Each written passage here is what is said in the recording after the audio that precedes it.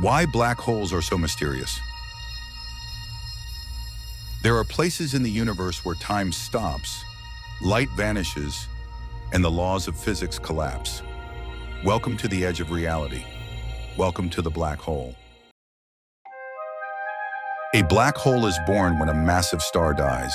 It collapses under its own gravity, squeezing matter into an unimaginably tiny space. What's left behind? A point called a singularity, a place so dense it warps space and time. Approach a black hole and time slows down. At the edge, the event horizon, not even light can escape. Once you cross it, you're gone. Forever. Einstein's theory predicted them. Stephen Hawking studied them. Yet black holes still defy our understanding.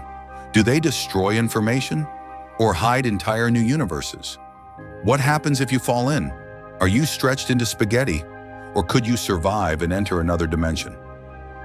Black holes are not just cosmic monsters. They might be the key to unlocking quantum gravity, time travel, and the true nature of the universe. The more we learn, the stranger they get. And maybe that's the point, because in the darkness of black holes, we might just find the brightest truths.